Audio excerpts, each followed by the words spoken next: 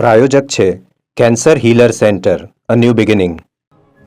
સુરતમાંથી 30 વર્ષથી ફરાર ચોરીનો આરોપી ઝડપાયો છે. આરોપી કુંભ મેળાથી નીકળીને દિલ્હી જતો ઝડપાયો છે.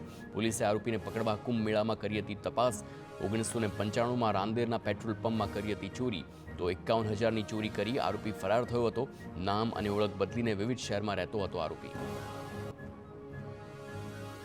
સુરતમાં પલસાણાના જોડવામાં ઝડપાયો ગાંજો.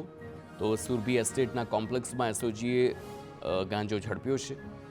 1.70 કિલો ગાંજા સાથે 28 લાખનો મુદ્દામાલ જપ્ત. ગાંજા સાથે એસઓજીએ એક આરોપીને પણ ઝડપી પાડ્યો. ગાંજાનો જથ્થો સપ્લાય કરનાર વોન્ટેડ જાહેર. અમદાવાદમાં આસ્ટોડિયા દરવાજા સામેથી એમડી ડ્રગ્સ ઝડપાયું છે. 1.86 લાખની કિંમતના 18.160 ગ્રામ એમડી ડ્રગ્સ સાથે એકની ધરપકડ.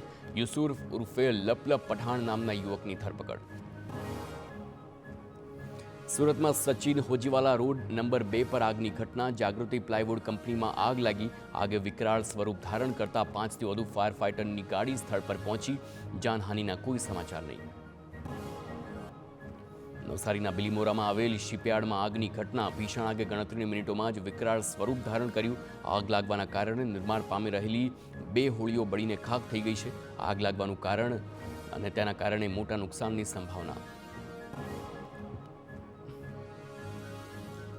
સુરતમાં નેશનલ હાઈવે 48 પર કન્ટેનરમાં આગ. કડોદરા 4 રસ્તાના ઓવરબ્રિજ પરની ઘટના.